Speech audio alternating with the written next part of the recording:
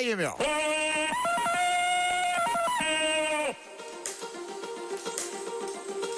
Muito boa tarde, nós estamos aqui no 19 de dezembro de 2019, 16 horas. Eu sou Lígia Zottini do Voicers, num programa Tecnomagia, direto aqui da Rádio Geek de São Paulo.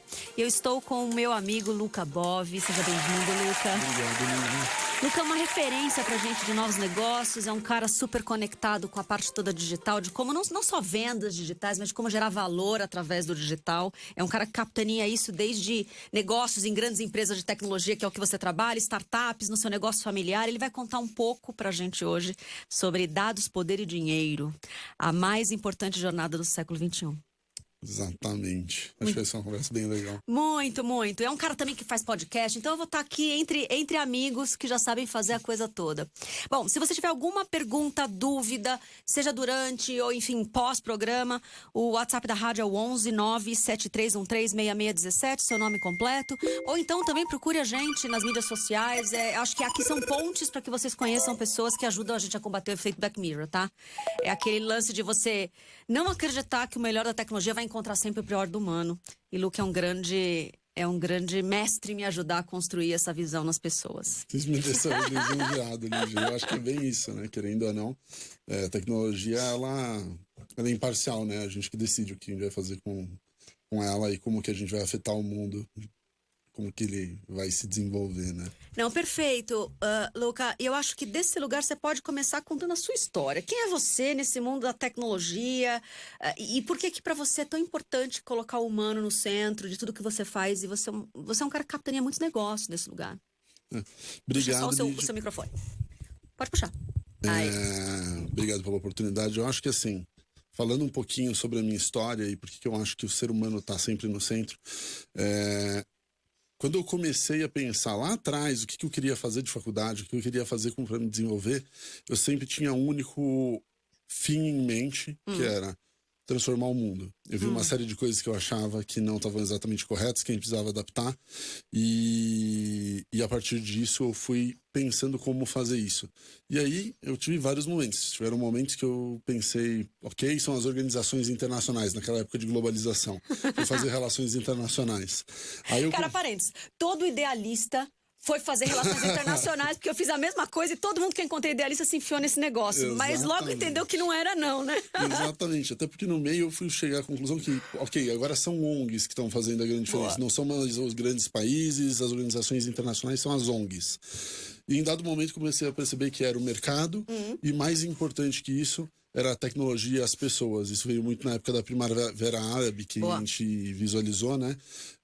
Com a expansão do Facebook, todas as movimentações. Aqui no Brasil, principalmente em 2013, se eu não me engano, a gente teve um grande movimento. E aí, a partir disso, eu comecei a pensar, ok, a tecnologia ela vai mudar fundamentalmente a maneira com que a gente se comunica, a maneira com que a gente vive. E se a gente não tomar muito cuidado com ela, com a forma que a gente utiliza ela, a maior parte das pessoas pode viver em um mundo que não seja exatamente agradável, porque quem sabe de tecnologia vai ter um poder enorme e quem não souber não vai ter a capacidade de viver bem nesse mundo.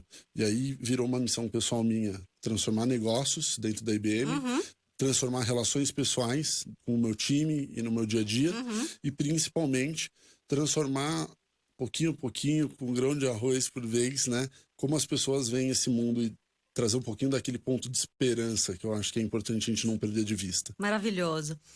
E aí, você faz uma série de reflexões, né, na sua vida pessoal, na sua vida profissional. E essa última que você fez aí, que na verdade é o título do nosso bate-papo aqui, do nosso programa, você traz uma história de... Vamos refletir cultura de dados? A gente precisa entender qual é a qualidade dos dados que a gente está trazendo. E você é um cara que trabalha com dados e tecnologia o tempo todo. E aí você traz um caso engraçadíssimo, que no primeiro momento parece engraçado, mas depois você traz a conclusão. Que tem a ver com tomar mais sorvete, aumenta ataque de tubarão. Como é que é isso, né? Me conta primeiro essa história. Então, é super engraçado, né? Na Austrália. Exato, na Austrália. Eu vi isso de um amigo, na verdade, num café a primeira vez. E era um estudo que ele falava justamente isso. Se você tomar sorvete na Austrália, a chance de você ser atacado por um tubarão sobe 10 vezes, tá? E assim, eu acho que essa história ilustra muito bem o perigo que a gente tem nos extremos que a gente está vivendo, e principalmente, além dos extremos, quando a gente usa o fundamentalismo dos dados para chegar a algumas conclusões. E como que eles chegaram à conclusão desse ataque de tubarão e sorvete, né? Maravilhoso. Que é bizarro, mas tem um fundo. Que é, realmente, quando o consumo de sorvete na Austrália, de forma geral, crescia também o número de ataques de tubarões. Mas não tinha nexo causal, não era uma coisa que uma coisa levava a outra. É porque, como a temperatura aumentava, as pessoas se sentiam mais inclinadas a tomar sorvete e também a ir para a praia. Como tem mais gente na praia, próximo de tubarão, tem mais ataque de tubarão. E aí ligaram uma coisa com a outra. E saiu nas manchetes dos jornais, né? Exatamente, não só na Austrália, mas no mundo inteiro. E para mim isso mostra o risco que a gente tem, né? Quando a gente olha o dado cru e não para pensar na página 2, às vezes a gente chega em algumas conclusões que não são as mais corretas. E absurdas como essa. Essa meio que óbvio que você escuta pela primeira vez, você vai fazer um exercício rapidamente uma segunda vez. Exatamente. Mas tem dados que faz a mesma lógica do tubarão e do sorvete, e a gente não tem muito como fazer um segundo exercício, né? Porque ele parece muito real, ou eu quero que ele pareça muito real. E aí, nesse mesmo artigo, você traz um número que eu não tinha essa noção do percentual, que é 88% de todas as planilhas do mundo Excel, Google, Numbers, contém pelo menos um erro significativo de dados ou fórmulas. Isso quer dizer que os gráficos ao redor do planeta têm problema. Super complicado, né? Esse é um dado que quem analisou foi o Ray Panko, que é um professor de uma universidade de Nova Havaí, e está analisando esse tipo de situação desde 1980. Então já é alguém que entende há um tempinho, Sim. né? E é real. Se você for pegar as planilhas, elas em geral têm algum tipo de problema, seja de input manual, e isso é um erro humano, tá? Cientificamente está comprovado, ou de fórmula. Principalmente nos casos em que são planilhas que são usadas repetitivamente, porque uma fórmula às vezes muda, alguém seria uma coluna, zoou tudo e continua imputando aquilo. E aí tem um risco que é gigantesco, que é quando você está usando Tableau ou outros softwares de BI que possivelmente não tenham algum tipo de rastreabilidade, você não consegue saber aonde que tem o erro. E como você gera o gráfico muito fácil, você assume que aquele gráfico é verdadeiro.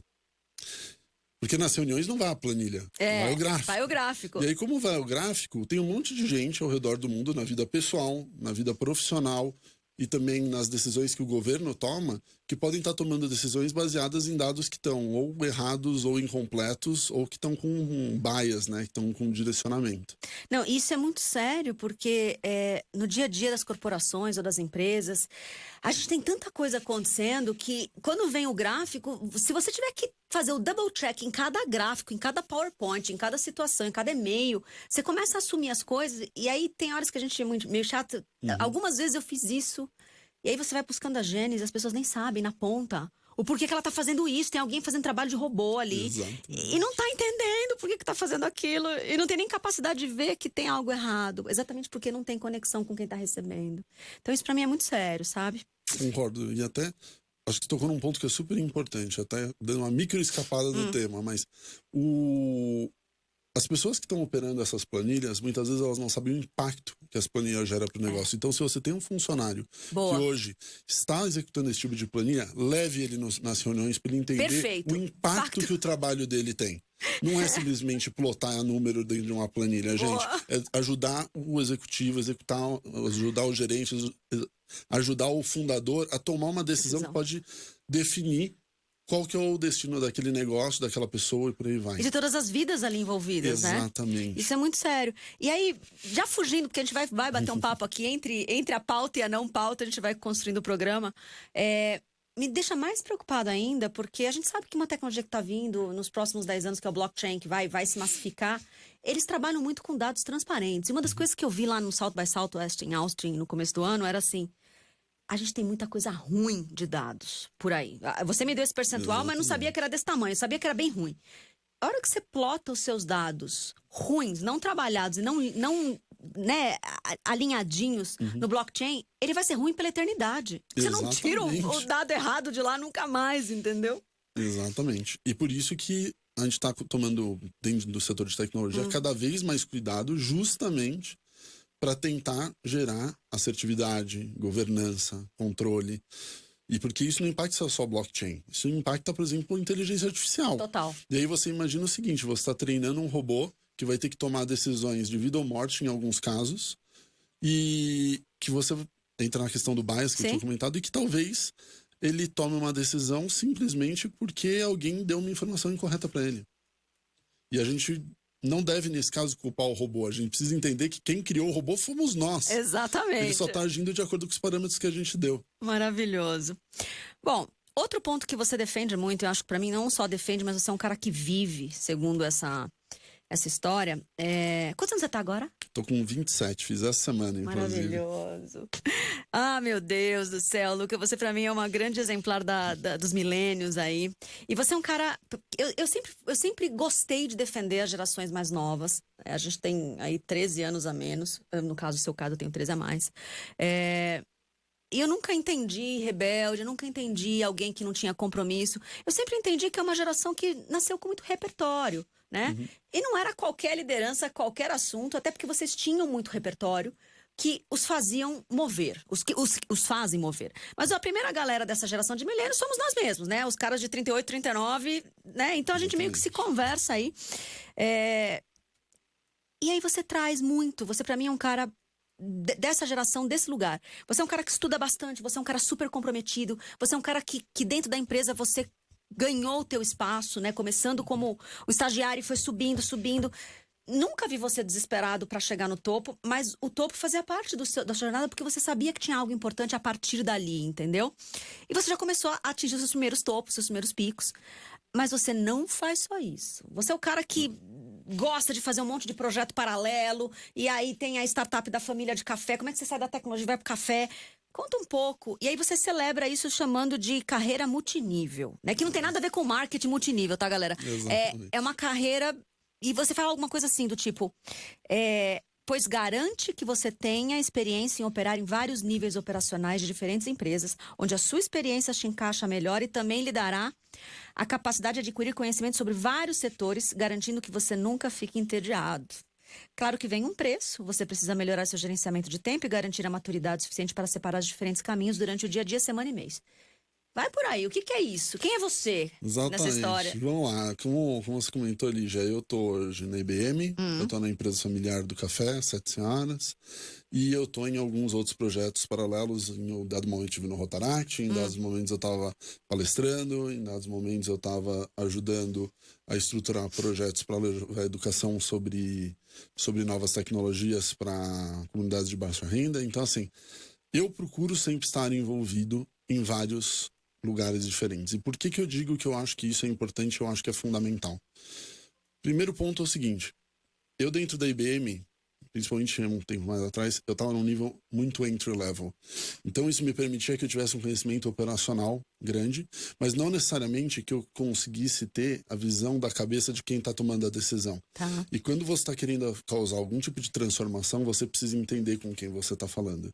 Então, estando no café, eu tive a oportunidade de ver como é que é você tomar uma decisão e as implicações para as pessoas que estão operando no seu time. Maravilhoso. Então, eu acho que o primeiro ponto da carreira multinível é você conseguir ter vários níveis hierárquicos de experiência. Maravilhoso isso. Tá? O segundo ponto é você conseguir estar em vários mercados.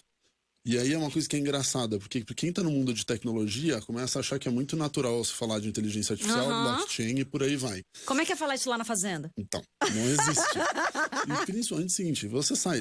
Se você for para um bar hoje com um amigo que tá falando, que faz direito, boa parte, agora está expandindo um pouco. Não, há um ano atrás não tinha muito conhecimento de como a inteligência artificial ia mudar. E você precisa entender que quando você está querendo gerar transformação, você não vai falar só com gente que é especialista no seu assunto. Você precisa ter a capacidade de levar a informação de várias formas diferentes. Pregar para convertido não funciona, né? Exatamente. E por último, que eu acho que é o seguinte, quando você está nesse tipo de carreira multinível, você tem uma oportunidade muito bacana, que é ter experiências e contatos com pessoas diferentes. Porque eu brinco, eu falo, eu posso até ensinar um monte de coisa para um monte de gente, mas a verdade é que eles me ensinam muita coisa também. Totalmente. E se você tiver só em um tipo de carreira, você reduz o escopo de pessoas que você vai estar lidando, o tipo de pessoas que você vai estar lidando. E por último, eu acho que assim, quando você tem esse tipo de carreira, você tem uma situação que você segura um pouco aquela angústia. Aquelas pessoas que são da geração millennium, elas são aquelas pessoas que, em geral, ficaram na escola o tempo inteiro ouvindo os professores, seja de direita, seja de esquerda, seja de onde for, falando simplesmente o seguinte: vocês são a geração que vai mudar o mundo. Vocês são a geração que está sendo melhor preparada. Vocês vão reverter o aquecimento global, vocês vão reviver a economia, vai acabar as guerras. E aí você sai para o mercado de trabalho e você fala: caraca, cadê, tá uma né? zona aqui e eu preciso me mover muito rápido, mas hoje eu não estou nas posições para conseguir me mover tão rápido. E uma carreira multinível permite que você consiga ir influenciando vários pontos ao mesmo tempo de forma granular. Maravilhoso. Que eu acho que é o que acaba acalmando um pouco esse ânimo dessa geração que quer resolver os problemas, mas que a gente precisa ser sincero também, e hoje eu tenho a maturidade de falar isso, que você precisa de vivência. Maravilhoso. Eu tive uma gerente na IBM que me falou uma coisa, na época eu fiquei pé da vida. E você fica pé da vida mesmo. Ela sabe quem ela é, né? Sabe quem é? Que ela veio e falou: olha, eu pedi uma posição pra ela, que tinha liberado, e ela veio e falou: Lucas, você precisa ganhar musculatura. Eu falei: tá bom, mas como que eu ganho musculatura? Primeiro que eu achava que eu já tinha musculatura.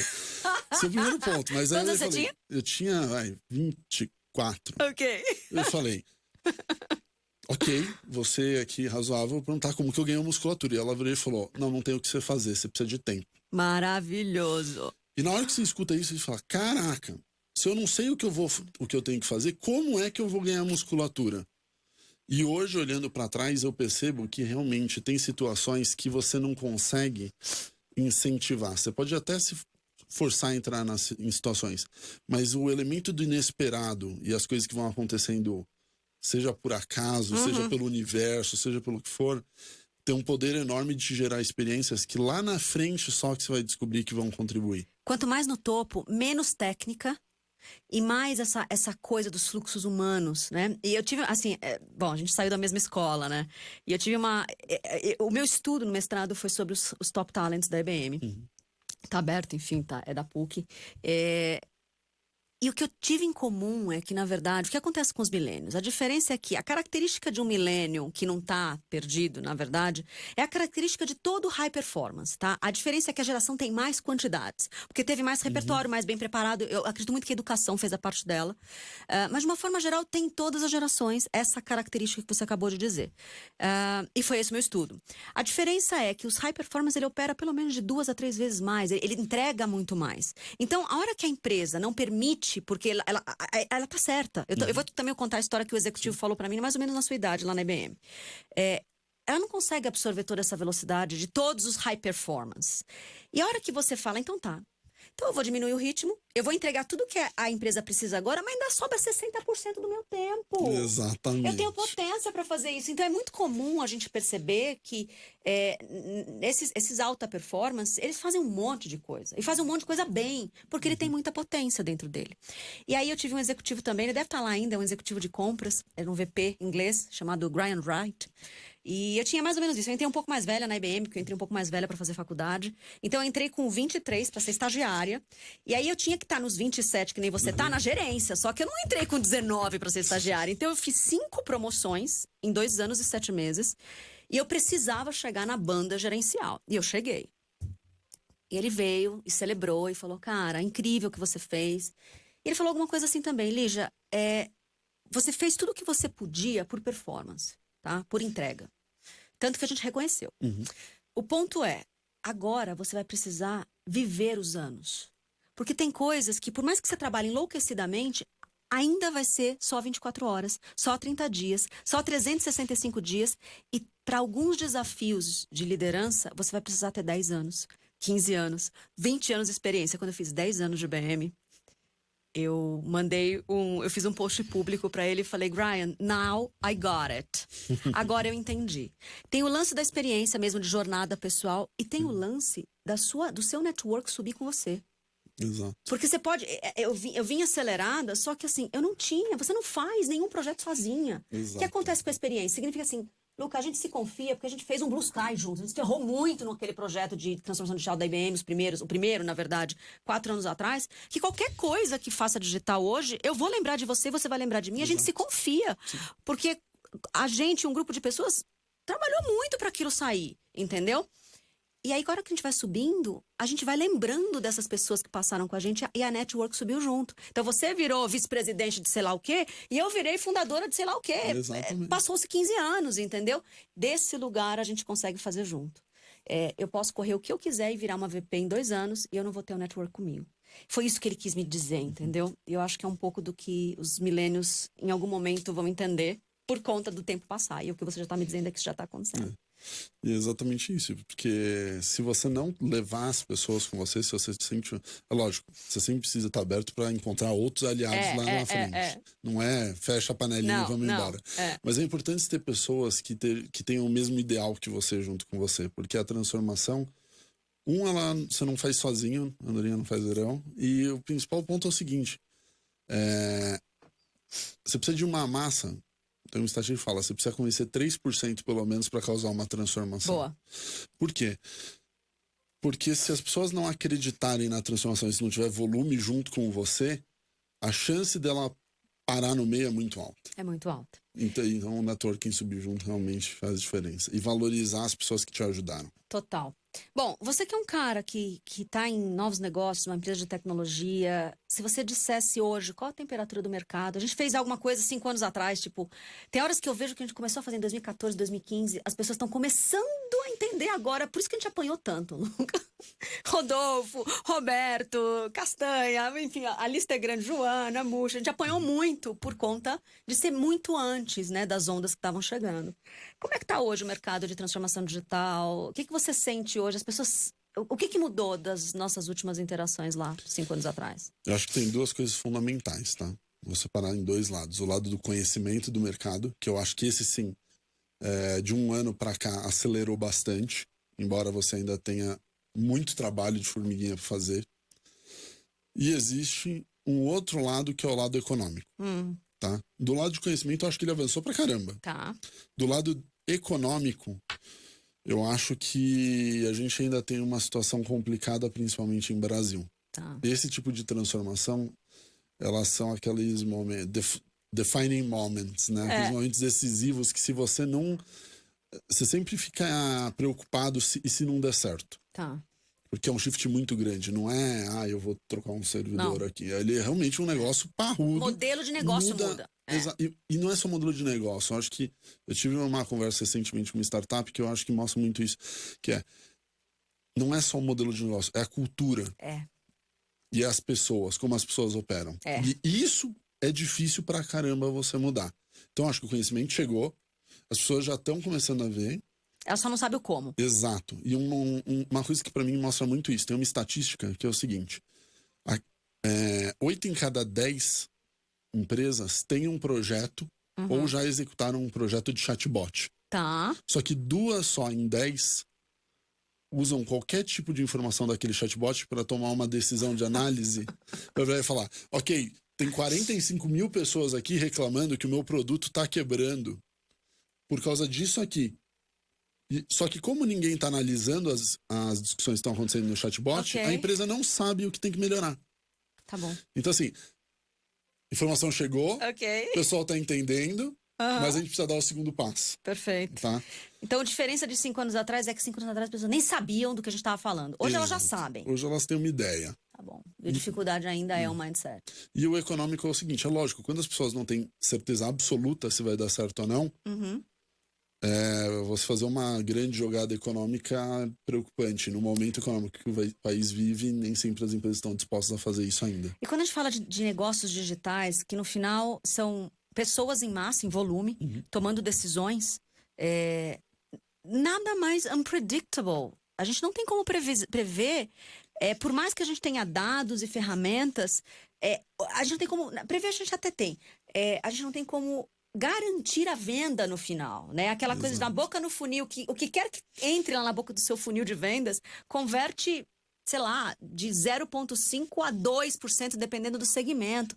É muito pouco, porque porque as decisões humanas mudam a cada milissegundo. No final, a gente não pode destituir que no final de cada compra tem um humano decidindo por aquilo. Exatamente. E ele muda de ideia a cada segundo. Exato. E o que faz ele mudar de ideia também muda muito mais rápido do que mudava antes, né? E eu acho que isso é um ponto fundamental. Perfeito. Perfeito. Bom, Luca, a gente está indo para nossa fase final aqui, né? Não posso deixar de dizer que você faz algumas participações. Conta um pouco mais. Você participa em todo o podcast, que você é muito legal o programa de vocês. Mas eu não entendi se você está lá nos todos fritos que existe por aí. Conta um pouquinho desse projeto. O Fritou ele é um projeto que começou com algumas pessoas da IBM, não é da IBM. Sim. Acho que é importante deixar isso claro. Que tinha justamente essa ideia de difundir conhecimento sobre tecnologia de forma que qualquer pessoa conseguisse entender. Eu gosto muito. E foi exatamente isso que a gente começou a fazer. Eu tento participar de todas. Tá bom. É lógico que um dia ou outro a gente tem imprevisto. Eu devo ter participado, de 9 em 10. Tá bom, quase todos. Mas a gente inclusive, a gente fez uma parada. O pessoal que acompanha deve ter reparado. A gente fez uma parada técnica agora nesse final do ano para que a gente reformulasse o formato. Tá bom. Inclusive, a gente deve voltar ao vivo também, todas as sextas-feiras. Boa. Então é só procurar no YouTube. Fritou. Exato. No YouTube e no Spotify. Boa. Spotify ali você consegue acessar facilmente e dar o follow ali, que é super importante pra gente. Muito bom. Bom, eu conversei aqui com o Luca Bove, né, essa pessoa incrível que nos ajuda a olhar a geração millennial de um lugar mais estratégico, respeitoso e deixar de colocar aqueles estigmas todos. Para mim, você acaba com qualquer tipo de rótulo dessa geração. A gente falou sobre dados, poder e dinheiro. É a mais importante jornada do século XXI. Esse programa ele vai estar, todas as reprises, no canal do Voicers, no canal da Rádio Aqui Geek. A gente também tá no Deezer, no Spotify. Uma semana depois do programa ao vivo aqui, a gente libera tudo isso para que vocês possam consumir aí da forma que a galera tá gostando mais, que é podcast, né? Exatamente. E, enfim, nos deixe saber do que vocês acharam desse episódio. E, de uma forma geral, a rádio gosta muito dos apaixonados, né? E Luca é um apaixonado por esse digital, por essa transformação, por essa inovação, por essa tecnologia. E não importa muito o que ele está fazendo agora, segue ele, aquela pessoa que você, mesmo lendo assim, uma receita de bolo, vai mudar um pouco a sua visão de algum lugar aí do mundo. Muito obrigada. Mensagem final?